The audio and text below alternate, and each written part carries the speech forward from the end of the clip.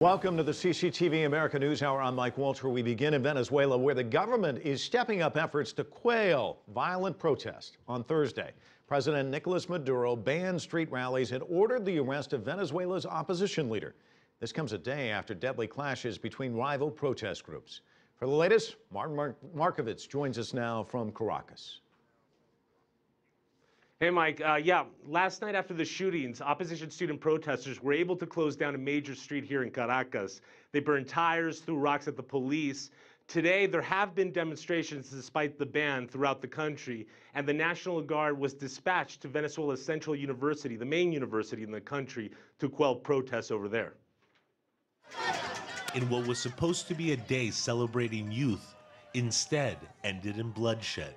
3 people were killed when anti-government protesters clashed with supporters of Venezuelan President Nicolas Maduro.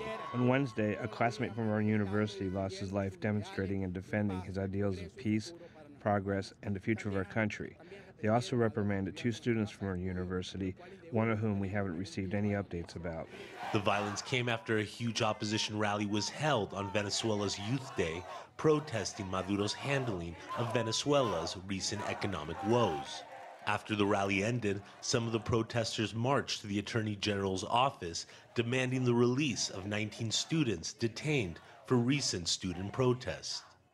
When demonstrators started attacking the Attorney General's office, armed motorcycle groups loyal to Maduro opened fire on the demonstrators. The president says the violence was orchestrated by Venezuela's opposition in an effort to destabilize his government, which has been hit hard by hyperinflation and one of the world's worst murder rates. In Venezuela, we are facing a rebirth of a neo-Nazi movement, and we are going to defeat it. There will not be a coup in Venezuela. The government also issued an arrest warrant for opposition leader Leopoldo López. He is being held responsible by authorities for the violence following the march. In recent months, he has been advocating a more confrontational stance against the government, breaking away from the more cautious tone advocated by the opposition's main leader and former presidential candidate, Enrique Capriles.